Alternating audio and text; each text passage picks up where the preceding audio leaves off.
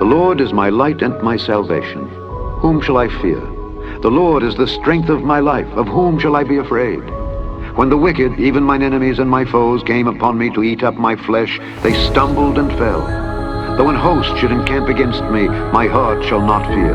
Though war should rise against me, in this will I be confident. One thing have I desired of the Lord, that will I seek after, that I may dwell in the house of the Lord all the days of my life, to behold the beauty of the Lord, and to inquire in his temple. For in the time of trouble he shall hide me in his pavilion. In the secret of his tabernacle shall he hide me. He shall set me up upon a rock. And now shall mine head be lifted up above mine enemies round about me. Therefore will I offer in his tabernacle sacrifices of joy.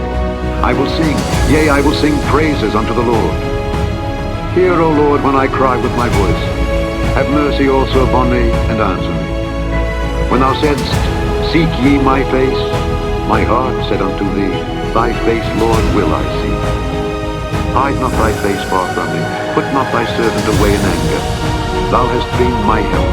Leave me not, neither forsake me, O God of my salvation. When my father and my mother forsake me, then the Lord will take me up. Teach me thy way, O Lord, and lead me in a plain path because of mine enemies. Deliver me not over unto the will of mine enemies. For false witnesses are risen up against me, and such as breathe out cruelty. I had fainted unless I had believed to see the goodness of the Lord in the land of the living. Wait on the Lord. Be of good courage, and he shall strengthen thine heart. Wait, I say, on the Lord. Thank you, Father, for being with us, for sending your great comforter, the Holy Spirit. Give us wisdom, insight into your word, discernment of every letter of your word, that we may gain in our understanding and come closer to you in the process, Father, as you increase our faith. In the name of the Son, Yeshua. Hallelujah. All right, November 5th, 2022. I am so glad to be here after having had emergency surgery last week, recovering rapidly. I'm very thankful for this time that I have to finally put this together that I've been telling everyone I was going to do for months.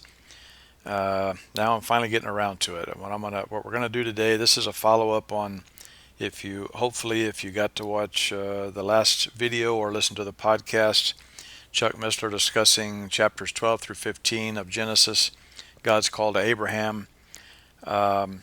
This is a follow-up on that. There's some things that I think we need to look at a little bit more deeply. It's not necessarily that he glossed over them. It's just that I think we need to take a deeper look. One of those is how we are grafted in to the root of Abraham. Another one is I want to take a closer look at these kings and this battle where Lot was taken and Abraham went back and rescued Lot, defeated the kings. So we need to take a closer look at that, and also a closer look at Melchizedek. This is very important. Now these are, not everyone takes an interest in these studies. I understand that. Some of these are for more advanced Bible students. Some people are just not interested in history. They just want to live in the New Testament and by the meat of the New Testament. That's fine. That's fine. We all have different callings. We all have different purposes. My purpose, I believe, is to understand this to a greater depth. I am a very critical thinker. I like to analyze. I like to understand clearly. And I can't just live on the superficial icing on the cake. I have to know the ingredients and how the cake was made. So that's just me. It's not for everybody. It's just me. Let's start. I want to dig in here to God's call to Abraham, and something very important to us to understand is that in this comment here on this slide, which is from the last study, Father, to all who are grafted into the root and fatness of the olive tree, this comes from Romans chapter 11, where Paul describes very clearly that the Jewish people are the broken off branches of the good olive tree, and we are the branches of we Gentiles are the branches of the wild olive tree, grafted into the good olive tree, and that Israel will become, they'll be, the good olive tree will be restored in the 7-year tribulation, beginning at the beginning of the 7-year tribulation. God will restore his people of Israel in the root and fatness of the olive tree. This is very important to understand. Rather than go into it all, I don't want to cover it because Melchizedek's going to take up some time, and I just don't want to gloss over it. It's very important to know and understand this in this story of Abraham, that we as Gentiles have been grafted in to the olive tree, which is Israel. We are grafted in. We are heirs of Abraham, grafted into this olive tree of Israel. It's very important to understand. Read Romans chapter 11. If you please send me an email if you have any other questions on it, but read Romans chapter 7. Chapter 11, and I think you're going to get a lot out of it. All right, now let's take a look at let's take a deeper look at chapter 14 of Genesis. All right, chapter 14, I'm going to read these first few verses, and let's take a closer look at some things here. And it came to pass in the days of Amraphel, king of Shinar, Arioch, king of Elasar, Chedorlaomer, king of Elam, and Tidal, king of nations, that these made war with Bera, king of Sodom. I don't want to go into it all, but those are the 5 cities of Sodom and Gomorrah, which later God destroys. It's very important to keep all of this in context. This is before the destruction of Sodom and Gomorrah. And so there's something rising up here that is not only a threat to God, when he comes in and the angels come in and visit with Abraham and they go in and destroy, which we haven't gotten into yet, but we will. There's an uprising here. And so it's explaining here this Chedorlaomer in the 13th year, these kings of this area, these kings of Sodom and Gomorrah, Admah, the 5 cities there, 4 of which were totally annihilated in that destruction of Sodom and Gomorrah. Zoar was spared. That became the land of Moab, became the land of Lot, the inheritance of Lot. In the 14th year came Chedorlaomer, and the kings were with him. Which kings? This king of Shinar, Tidal, king of nations, Arioch, king of Elasar. They were with him and smote the Rephaims in Ashtaroth Karnaim, and the Zuzims in Ham, and the Emins in Shaveh Kiriathaim, and the Horites in their Mount Seir unto El Paran, which is by the wilderness. Now, there is just so much that jumps out here. First of all, you have nations influenced by fallen angels and the respawning of Nephilim at war with other nations. These Rephaim are throughout the Bible mentioned as, not throughout the Bible, in the Old Testament. These are Nephilim tribes.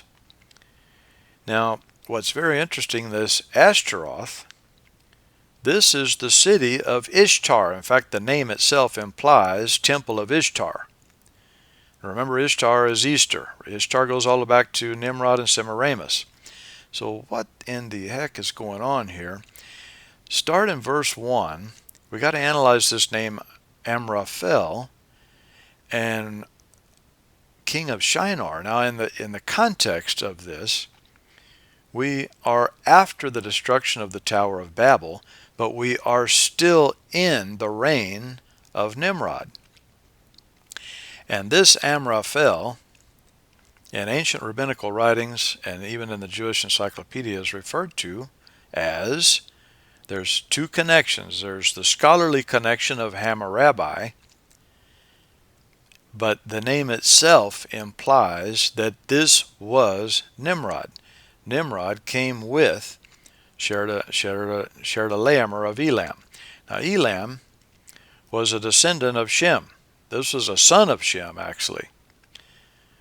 So, if you go into the history of this, this is probably a time slightly after the conquering of Elam by Nimrod, incorporating it into his empire. Elam, by the way, is ancient Persia, which is today modern-day Iran.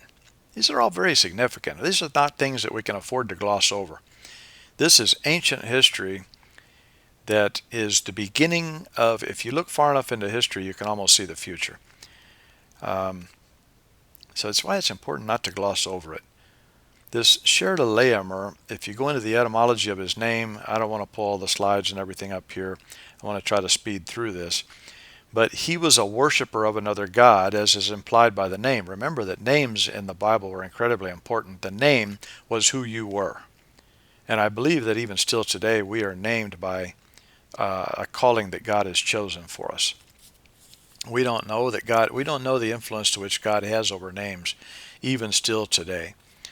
But this name indicated that he was a worshiper of another god, which was probably a fallen angel, because we're very close to fallen angels still in this time. They were roaming the earth still at this time, as you know, in their human form. We went into all of that in some of the previous studies, the ancient Babylon studies, and Tower of Babel, and all of that. This title, King of Nations, he was a king of a bunch of nomadic tribes. Probably, I don't know about totally insignificant, but probably not as relevant as Sherdalaemer of Elam, being Persia, and Amraphel, king of Shinar, that was Babylon. That was Nimrod. In fact, let's take a look at the etymology of that name, Amraphel. We go here into Strong's, and Amraphel is sayer, or teller of darkness, fall of the sayer. The king of Shinar is who they're referring to. And Abarim Publications, who does a lot of great work in etymologies, they go into much more detail than Strong's does. In fact, when they have information available on things like this, it's a better resource than Strong's. Now, they go into a number of comparative references on this name to come to a conclusion that he was a commander of darkness, is basically the way that you could interpret that. He would speak as in the term, I don't remember which part of the name, but anyway, to tell or to speak, but as in to command, and was a commander of dark things or darkness. This was Nimrod. This was Nimrod. There's no doubt about it. I mean, king of Shinar, first of all, in this time period would make him Nimrod by default. We're still in this time frame. The time of Abraham is also the end of the life. At this time of Abraham is the end of the life of Noah. Towards the end of his life, maybe he's already passed on at this point. And we're still in the life of Shem, who lived 175 years beyond Abraham. Shem lived a long time. So, this is who this was. This Amraphel was Nimrod. So let's keep that straight first of all before we go any further. All right. So we have Nimrod, who is Nephilim-like in nature. He's never identified as Nephilim, but he's Nephilim-like in nature. He grew to be this enormous giant of a man. The images of him holding a lion under his arm and that sort of thing, end up defeating these 5 kings, chasing them off. Some of them fell into slime pits, it says, and they kidnapped Abraham's nephew Lot, which is how this war evolves. And the rest of the story that Chuck Mr. already went over in the previous study. I don't want to spend too much time going back over it again, but you have Abraham joining back up with these kings of the area of Sodom and Gomorrah in pursuit of.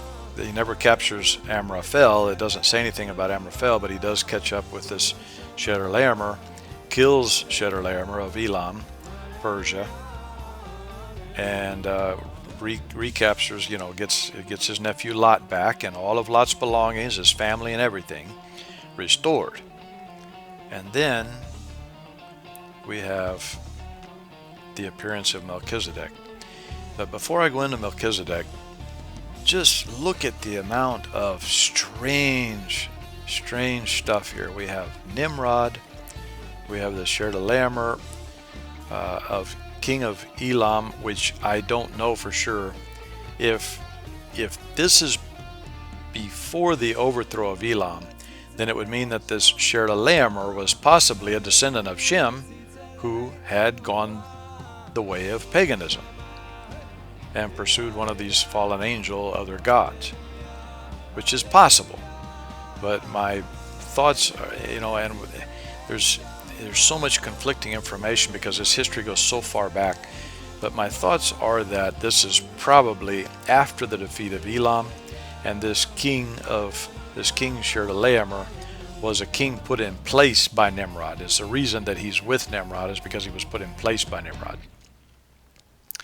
So, and then we get down to this the Rephaim and Ashtaroth Karnaim. This is very strange because they're going after these people. They're rising up against them. What it is that when you put the pieces of this together, what this is a Nephilim uprising trying to take over the kingdom of Nimrod. The Rephaim were Nephilim. We know that. The Zuzim were Nephilim. The Horites were Nephilim. This is a Nephilim uprising trying to take over the kingdom of Amraphel and Sherdalamer. And they squash it, but in the process they kidnap Abraham's nephew Lot, and that was a big mistake. So let's move on. I just wanted you to see how strange this all is, this temple of Ishtar where the Rephaim were. I wanted to point out the fact of Amraphel being Nimrod, and some very strange stuff going on here, which I believe is a precursor for what happens later in Sodom and Gomorrah. This is probably, I don't know exactly, but it's probably a few years. I don't think it would be more than 10 years to the time of the destruction of Sodom and Gomorrah. And we'll get into more of that later. I don't want to get into it today. That's coming up, but we're going to do an in-depth study of that too. I believe there were 4 fallen angels that were over those 4 cities, and we'll get into all of those details. I don't want to disclose too much of that just yet. It's very, very, very interesting stuff, and there's some prophetic information there that we need to pay attention to regarding who I believe those 4 angels were that reappear in these last days. So they're going to be let loose in these last days. We need to pay attention to this. Anyway, I wanted to point this out in this chapter 14. It says that God was with Abraham. Let's get that. Let me put that scripture up here. Here in verse 20, this is Melchizedek blessing, or Abraham rather, after Melchizedek's blessing. And blessed be the Most High God, which hath delivered thine enemies into thy hand, and he gave them tithes. Gave him tithes of all. Abraham giving Melchizedek tithes. All right. I just wanted to point all this out. You've got some strange stuff going on here. You've got Nimrod. You've got Nephilim tribes against Nephilim tribes. And this city named Temple of Ishtar, inhabited by Nephilim tribes, the Rephaim. There's a lot of strange stuff going here. This is it's basically a Nephilim war that Abraham's caught up in, and becomes the victor. Abraham's the victor of this war by the power of God with him. So anyway, I didn't want to gloss over all this because there's some really interesting, weird stuff in there, particularly the Amraphel. We have to identify him as Nimrod, and this temple of Ishtar, Ashtaroth, which is a city of the city of these Rephaim. There's some strange stuff going on here. This is post-flood Nephilim, battling against Nephilim. Abraham caught up in the middle of it and shuts it down temporarily. Nimrod gets away from him, of course, but he shuts down this uprising temporarily, only to end up in another problem later on with Sodom and Gomorrah. Let's get on into Melchizedek now. I hope this was beneficial to you, explaining some of this in the first part of this chapter. Before we get on with Melchizedek, I want to take a look at these Amorites here at the end of the chapter, where Abraham goes into a deep sleep, and God gives him this vision of how his descendants would be taken into captivity for 4 generations, which at that time was, a generation was 100 years, so that's 400 years. And of course we know that that this played out with the 12 tribes, the 12 sons of Jacob, and going into for the first 30 years was voluntarily. They were there in Egypt when Joseph was viceroy, second in command of Egypt, right under Pharaoh. And then the new Pharaoh that took over had a problem with the Israelites, put them into captivity. He saw that they were populating, they were prosperous under Joseph, and did not trust them, and then everything changed. They went into captivity for 400 years. And this is prophesied here, Genesis 15:16. But in the 4th generation they shall come hither again, for the iniquity of the Amorites is not yet full. So the iniquity of the Amorites, in other words, it's actually, this almost looks like it's something that God allowed for Satan to proliferate in the promised land for 4 generations. And these Amorites were Nephilim. These were Nephilim tribes, as you can see here in the end of the chapter. It gives a list of all of these Nephilim tribes: the Kenites, Kenizzites, Cadmonites, Hittites, Perizzites, Rephaims, Amorites, Canaanites, Girgashites, and Jebusites. These were all tribes that would be conquered by the nation of Israel upon their return. Many of these tribes did not exist when this prophecy was made. The Rephaim, we know that they did. The Hittites, we know that they did. The Kenites, the Amorites, Canaanites, but the Girgashites, Jebusites, I don't think those existed until they came about during that 400 years. And so what this is explaining is that these are all Amorites. What makes them Amorites, something that they have in common, is the word Amorite. The name Amorite comes from Amur, A-M-M-U-R, or U-R-R, which was the god Dagon, the fish god Dagon. This was, if you recall the story of Jonah when he's called back to Nineveh, the Ninevites were worshiping Dagon. And who is Dagon, by the way? Here's an image of him. This is an image of Dagon, and this is one of the appearances of the fallen angel type men of the gods of ancient Samaria, wearing this Dagon uniform. So obviously, if this is a fallen angel wearing a headdress, some kind of a priestly headdress, in worship of Dagon, the fish god, then obviously Dagon must have been an entity of greater power than this particular entity in this image that this image was copied from. Remember that little handbag thing that he's got there? We talked about that in some previous videos. This was some kind of a memory technology loaded with information, which is what I believe these guys were behind the Tower of Babel. Anyway, I don't want to get back into all that. But take a look at something else that continues today in honor of Dagon. If you've ever been curious about the strange headdress of the Pope and what possible religion that could represent, not to mention what he's holding there in his left hand, the broken cross and the beaten body of Christ hanging from that broken cross. Well, this is, the religion of the Amorites continues today. This headdress is Dagon. That's where this comes from. This is just more obvious paganism displayed right in front of us from the hierarchy of Roman Catholicism in the Vatican. This headdress comes from the ancient god of the Amorites, the Amur. Amur was Dagon. That was Dagon's name in ancient Samaria. This is where the Amorites got their name. So the sin of the Amorites, the iniquity of the Amorites had not yet reached its full measure. Its full measure would take 400 years, whereby the Israelites would be the ones to wipe them out off the face of the earth. There's other in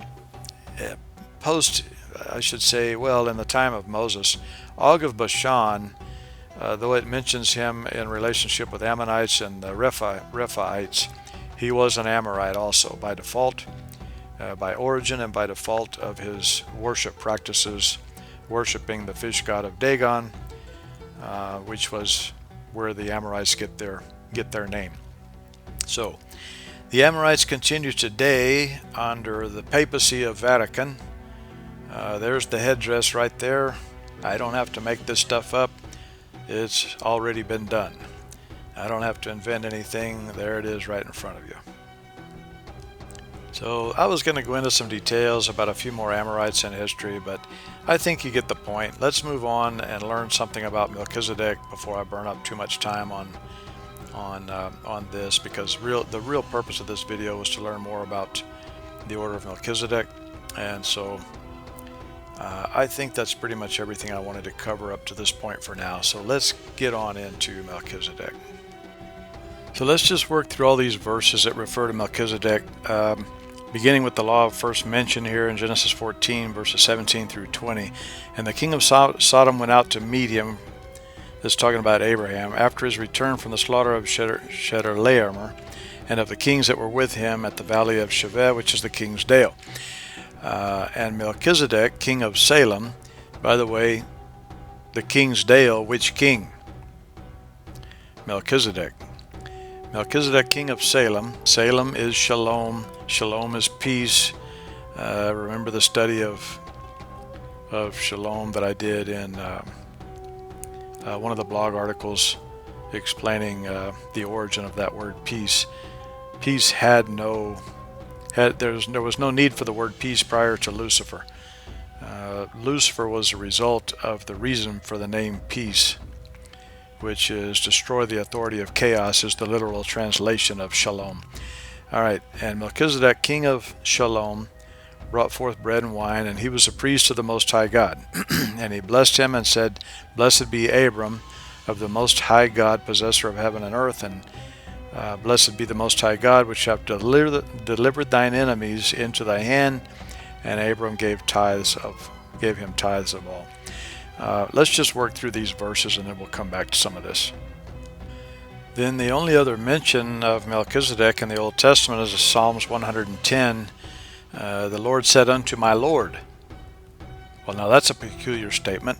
If you don't understand that the name of God was taken out of the Bible 7,000 times, translators, the original scribes and translators that made these changes they kind of tripped up on themselves here, because this is a direct reference to the Messiah and Yahuwah, or Yahweh, or Jehovah. Yahuwah is a proper pronunciation of Jehovah. Anyway, the Lord said unto my Lord, Sit thou at my right hand until I make thine enemies thy footstool. The Lord shall send the rod of thy strength out of Zion. Rule thou in the midst of thine enemies. Thy people shall be willing in the day of thy power, in the beauties of holiness from the womb of morning. Thou hast the dew of thy youth. The Lord hath sworn and will not repent. Thou art a priest forever after the order of Melchizedek. The Lord at thy right hand shall strike through kings the day of his wrath.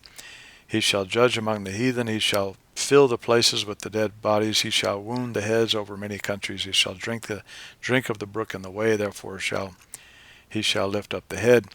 So here in verse 4, the Lord has sworn and will not repent. Thou art a priest forever after the order of Melchizedek. This is a foreshadow, or a prophecy of the Messiah becoming permanently Melchizedek. We'll get to it in a second here. I want to read some more verses. We'll get to it in a second, but this understanding the order of Melchizedek is crucial in understanding Melchizedek. All right, let's read some more. The whole chapter of Hebrews, chapter 7, explains a lot about Melchizedek. Um, I want to read these first few verses. I'm not going to read the whole chapter. I suggest you go ahead and read the whole chapter for clarity and for context. But I'm going to read these first three because I want to explain something here. For this Melchizedek, king of Salem, priest of the Most High God, who met Abraham returning from the slaughter of the kings and blessed him, to whom also Abraham gave a tenth part of all, first being by, and that by the way was a tenth part of the spoils of what he took from the kings, to whom also Abraham gave a tenth part of all, first being by interpretation king of righteousness, and after that, in other words, Melchizedek is king of righteousness. That's the actual translation. And after that also king of peace, king of Salem, king of Shalom, which is king of peace. Without father, without mother, without descent, having neither beginning of days nor end of life, but made like unto the Son of God, abideth a priest continually. Now that is what confuses the whole situation about who was this guy Melchizedek, because as Paul also explains right here in the next verse, verse 4, now consider how great this man was, unto whom even the patriarch Abraham gave the tenth of the spoils. Well, that settles the argument right there, that it was not Yeshua who had not yet come in the flesh, and it was not an angel, because what angel, it just wasn't. It says it was a man. So we can rule out eternal entities when it says right here he was a man. But who was this man who has no genealogy, not mother nor father?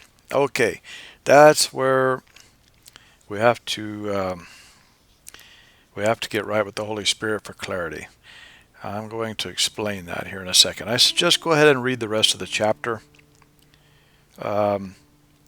But let's get into some history. Let's get into some of the stuff that's not in the Bible. And I know that upsets people, but we have to, for clarity, we need to go into the Dead Sea Scrolls, and we need to go into some of the old rabbinical writings that explain some of this.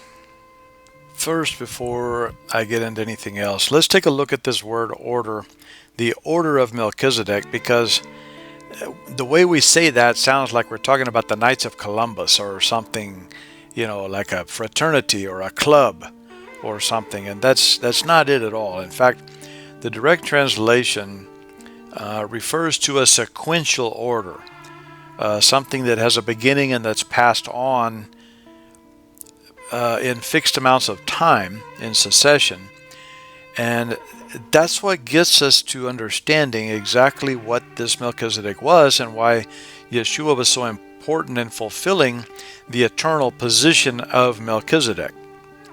So with the arrival of Yeshua, there was nothing else in succession. He was the eternal, permanent, forever Melchizedek. But prior to Yeshua, this was a title that was arranged and passed on.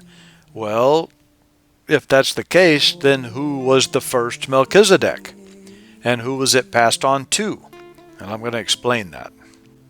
All right, to understand this order, we got to take a trip back to Genesis 3, verse 21. Unto Adam also and to his wife did the Lord God make coats of skins and clothe them. This was the first blood covering.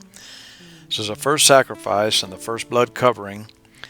And it is also the source of a multitude of legends about the golden fleece throughout history. Jason and the Argonauts and this golden fleece. There's also, of course, I'm going into rabbinical writings. Please don't get upset. I'm going into ancient Jewish history. There were many students of Jewish history. Eusebius, Josephus, many others. Of course, they were later on, but these are going back into ancient. You want to call them legends? That's fine, but they are ancient rabbinical writings about things that happened in the ancient past that help us put a lot of pieces together. So, this coat of skins, after having been touched by the hand of God, The legend goes, I'm not saying any of this is true. I'm just saying this is going to help explain our whole Melchizedek story. This turned into a coat of the hair and everything in the coat turned to gold, and it's what Adam wore, and this was his priestly robe. This robe was made from the first sacrifice. Now keep in mind, if you have followed all of my videos, I do not believe that Adam was the first man. I believe that that's why Adam doesn't come along until chapter 2, when man was created in day 6, and then later we have this explanation of Adam, and all the scholars try to put day 6 and chapter 2 together, and it doesn't work. I'm sorry, but it doesn't work. So Adam was created to be Lord of the earth. He was the first king and priest of the earth. This was his role. He was king and priest over all of mankind that had been created prior to his creation. And this is the reason, I don't want to go into all the details of this, but this is a reason the verses say, when they were looking for a help meet for him, but none was found. Where were they looking? Where were they looking for a woman if Adam was the first man? Where else are they going to find a woman? Where were they looking? Did they go to another planet somewhere where God had other people in storage? We have to, the Bible translates the Bible, but you got to read the whole thing. So the genetics of a woman suitable for Adam in his priestly role as king and priest of the earth, as Lord of the earth, that was taken from him by Lucifer. There was no woman available because God hadn't made one yet. That's the reason she was made from his flesh, because he was created in perfection by the Most High God to be Lord, king, and priest of the earth. Eve was created from Adam because that's the only way they were going to get the genetics on the level that would be suitable to the Most High God. The Most High God was the direct creator of Adam. There were other creators involved in mankind. This is why it says Elohim plural. I don't want to get back into all of that, but so that you understand where I'm going with this. Adam was created to be Lord, King, and Priest of the earth. All right. Now he's wearing this robe made of the first blood sacrifice that, according to all of these legends that came, they must, a lot of these legends are rooted, just like as we went into the ancient Greeks and their connection to the tribe of Dan. That's where these Titan gods came from in ancient Greece, was from the knowledge that came through from the tribe of Dan. The tribe of Dan being of the original tribes of Israel that understood all of this history, and it spread through the tribe of Dan to Greece. So there were not a whole separate group of deities that ruled over Greece and not the rest of the world. There were these ancient deities which were fallen angels, which is what the tribe of Dan fell into the worship of. The reason they were excluded as one of the 12 tribes in the inheritance of Israel was because they fell to paganism, because they were rooted deeply in these ancient fallen angels as gods. Anyway, now to explain Melchizedek, Adam was the first Melchizedek. And in the sequential order, remember that definition, in the sequential order was upon Adam's death, this would be passed on to the next in line, who would be worthy to become king and priest. This is what Abel and Cain were fighting. This is the reason Cain killed Abel. This is a reason for that whole dispute. They wanted that lordship. They wanted that king and priest position over the earth. Cain was jealous of Abel because Abel performed the perfect sacrifice and offered the perfect sacrifice, I should say. And Cain did not. Cain was excluded from this inheritance. He was kicked out, of course. You know the whole story there. Anyway, so it skips over Abel, goes to Seth. And then from Seth on down the line to Noah, and then from Noah to Shem. According to ancient rabbinical, supposedly there was 10 Melchizedeks from Adam to Jacob. Now, why does it end with Jacob? because with the 12 tribes of Israel, when the tribes were split up, and kings would come from the tribe of Judah, priests would come from the tribe of Levi, then Melchizedek was no longer in effect. This was abolished. There would no longer, God made it illegal for king and priest to exist within one individual. So from Jacob forward, all the way to the time of Yeshua, there were no Melchizedeks until the arrival of the Messiah. The Messiah would assume the role of Melchizedek into eternity. This is confirmed in, I don't remember the Dead Sea Scroll. Let me look up the number here real quick. Okay, it's the Dead Sea Scroll 11Q13. There are others, but this one explains the role of the Messiah as leading God's angels in a war in heaven against the angels of darkness. Anyway, I don't want to get too deep into all of that. What I want to try to explain is that this order of Melchizedek was a sequential order, beginning with Adam, ending with Jacob until the time of Yeshua. Now, why doesn't Paul mention that? Is because he's referring to the order and not the person, not the individual. He's referring to something that has no beginning or end. There must have been a role of king and priest even somehow prior to Adam, which is not explained except for the fact that once the earth was created. So the reason it's important, and I know there's some people shaking their heads right now that this does not make sense.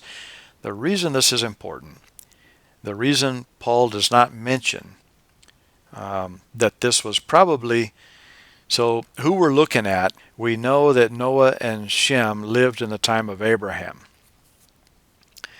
Why this is important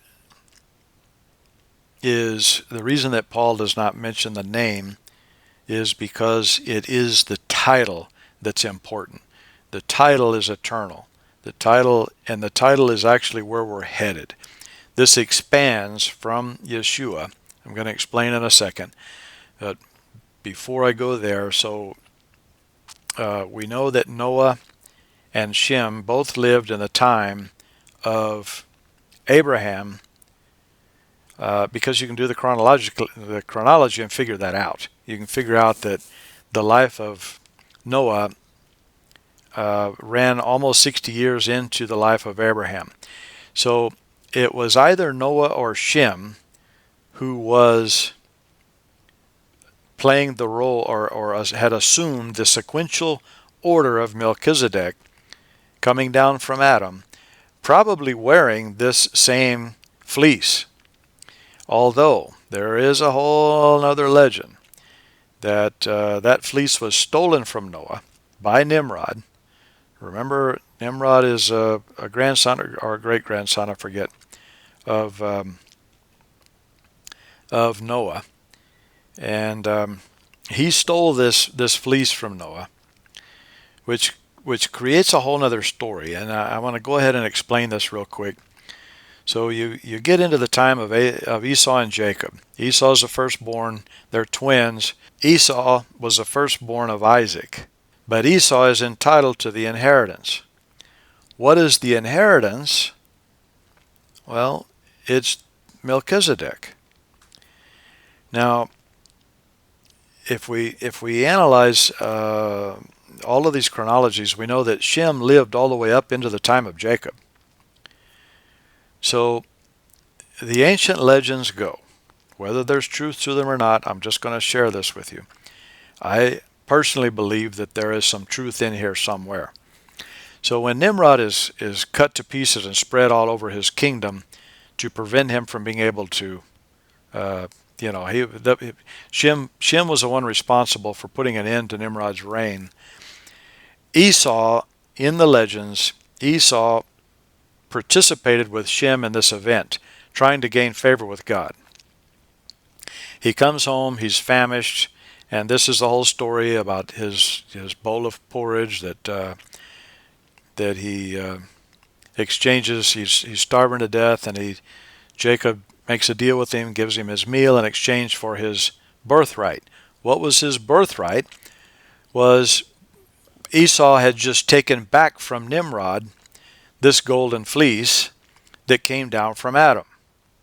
This coat of skins that had, according to all of these ancient legends, had turned to gold by the hand of God, and was the robe that Adam wore, was this golden fleece that was passed all the way down to Noah, who had assumed the role of Melchizedek, and then passed that role on to Shem.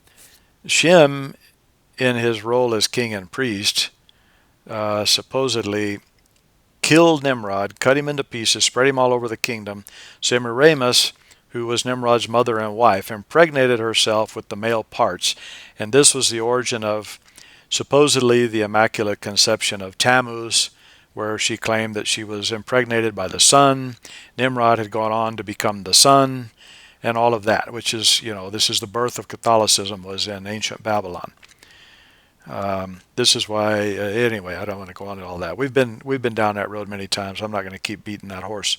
Anyway, so the birthright that Jacob took from Esau was the golden fleece. Now, fast forward to the 12 sons who were extremely jealous of Joseph.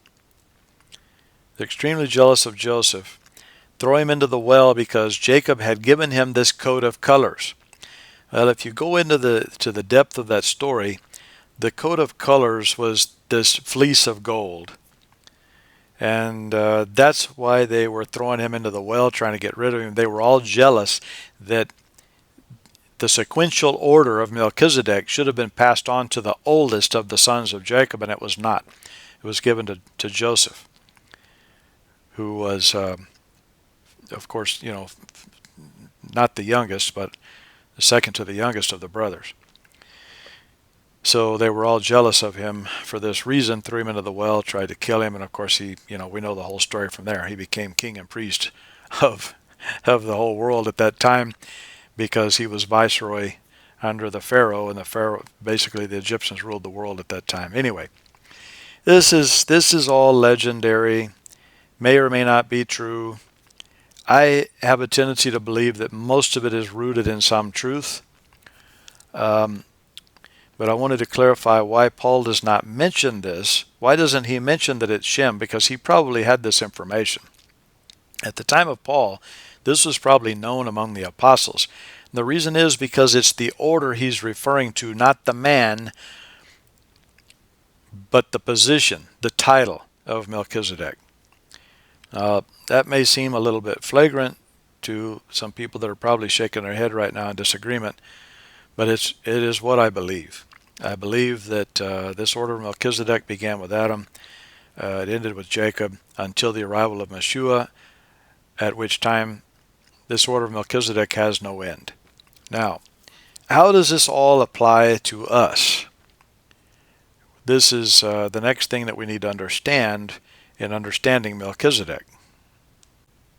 Okay, so after all of that fanfare and those legends about who Melchizedek was, whether it was Shem, we know it wasn't Yeshua or an angel because Paul says it was a man.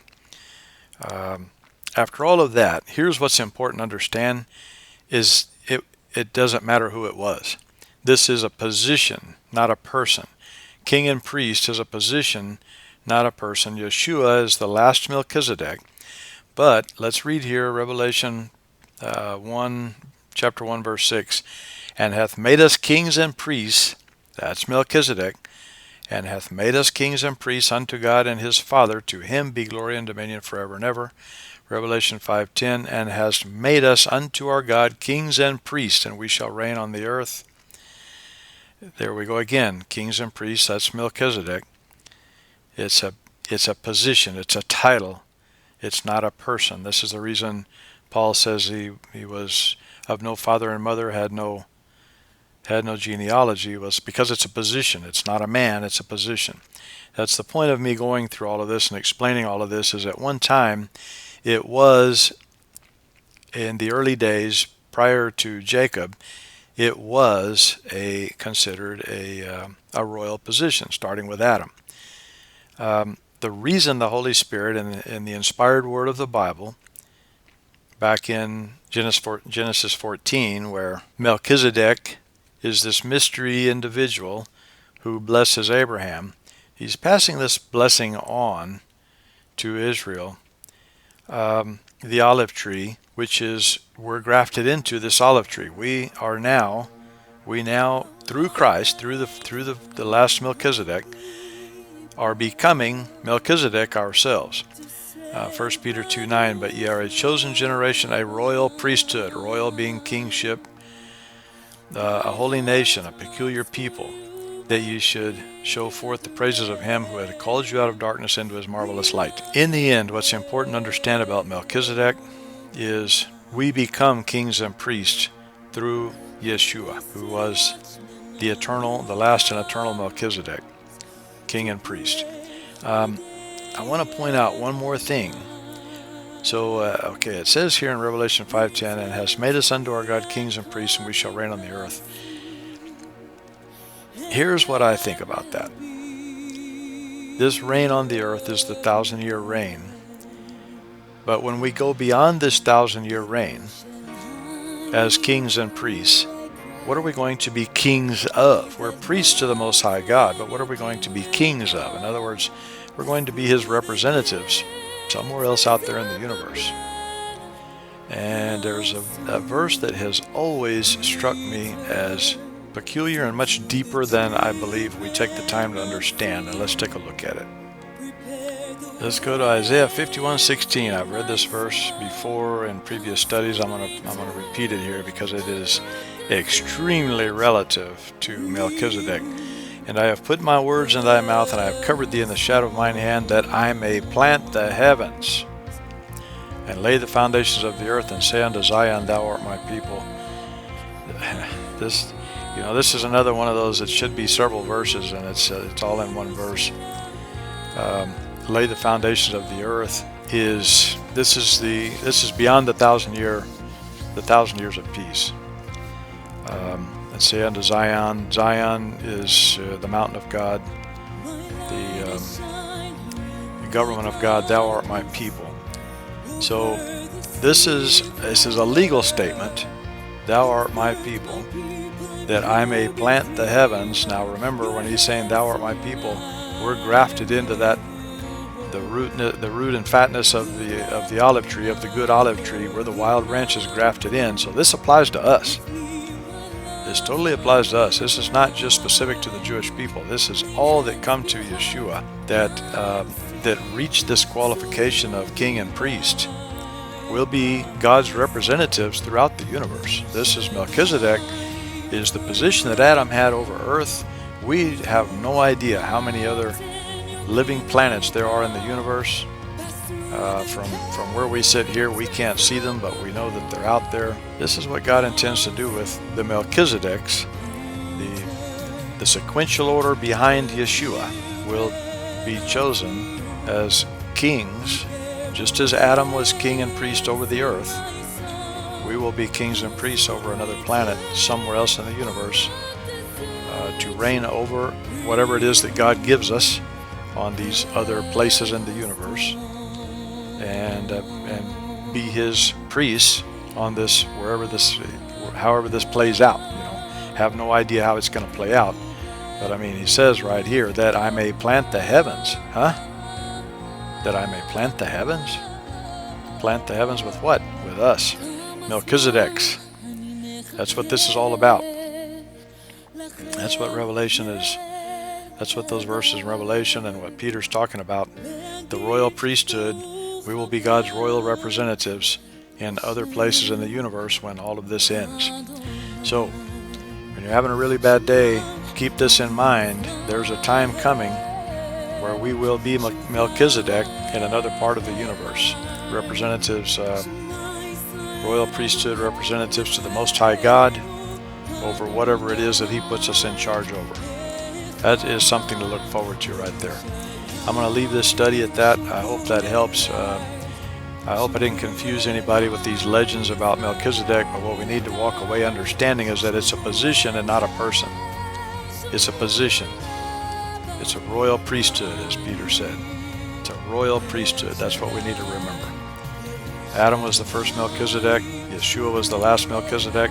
We fall in line behind Yeshua in the sequential order of Melchizedek. All right. I hope that puts this mystery to bed. We could always learn something new that conflicts what I think I know today. But with what I know today, this is Melchizedek. It's a position and not a person. It's a royal priesthood. And the first Melchizedek was Adam, the last Yeshua, and we fall in line behind Yeshua. So there you go. Somebody asked me one time if I believed in aliens and all of this alien nonsense, and I said, well, let me ask you this. Do you believe in God? And he said, yeah, I believe in God, but what does that have to do with aliens? I said, well, do you think God is from here? God himself is an alien. He's not from this planet. He created this planet and had a residence somewhere else in the universe.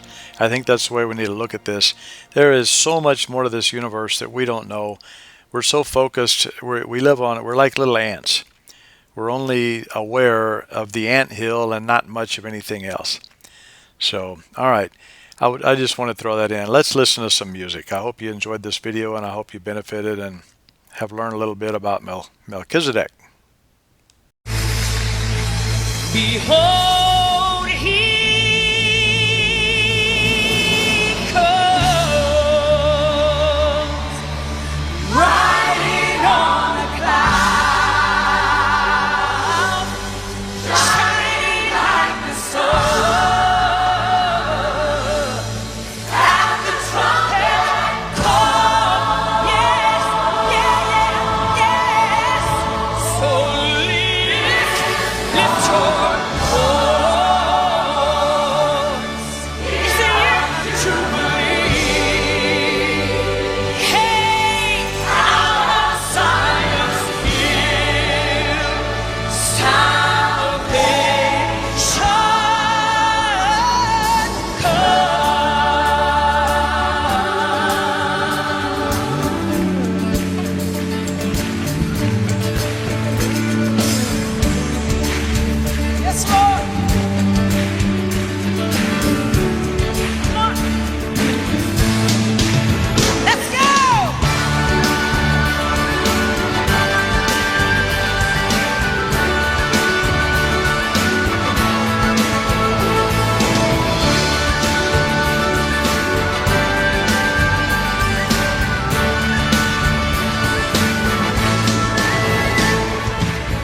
These are the days of Elijah, declaring the word of the Lord.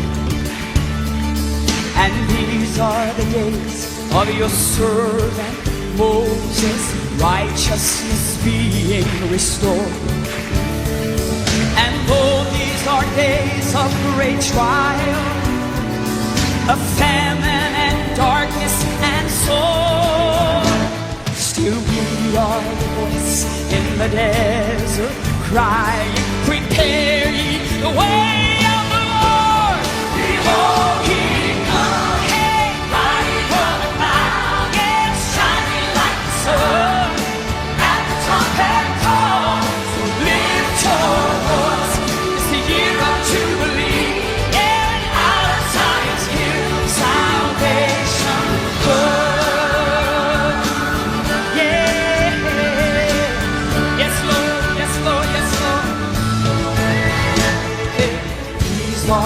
Days of Ezekiel, the dry bones becoming as fresh.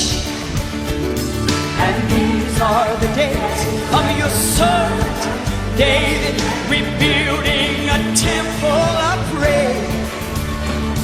And these are the days of the harvest, yes Lord. The fields are as white in your word. Yes, and we are the laborers in your land, declaring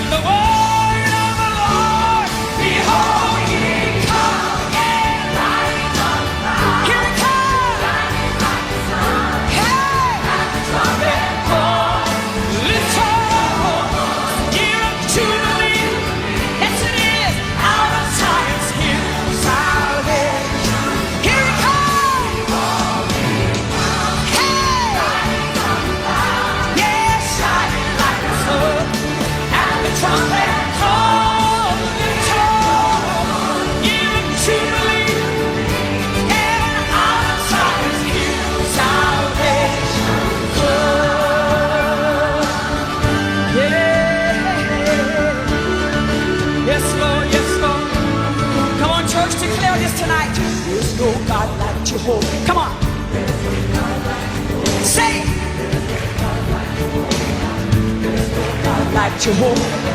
There's no God like Jehovah. There's no God like Jehovah. There's no God like Jehovah. There's no God like Jehovah. There's no God like Jehovah. There's no God like Jehovah. There's no God like Jehovah. There's no God like Jehovah. There's no God like Jehovah. Nobody. There's no God like Jehovah. Nobody. There's no nobody. Nobody. Here he comes. Yeah. Lift your voice. It's your year too. Yes, it is. Our Zion's here. Salvation. Here he comes. Come on, Jesus.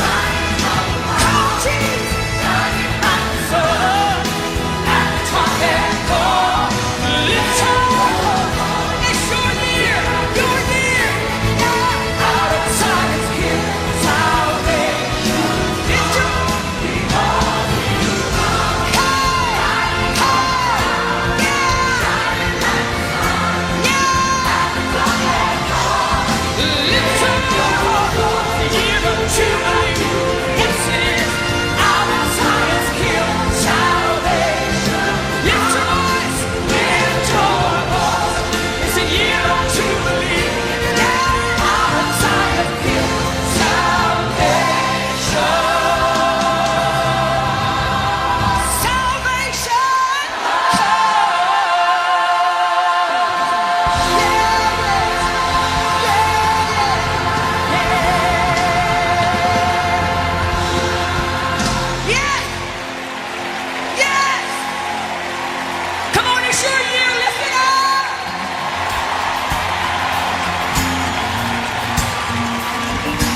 We come to Anaheim, California to declare tonight, Jesus, there's no God like Jehovah. Nobody. Nobody. Not Buddha, nor Muhammad, nor Sun Myung Moon. Nobody, nobody, nobody, nobody, nobody, nobody, nobody, nobody, nobody, nobody, nobody, nobody, nobody. There's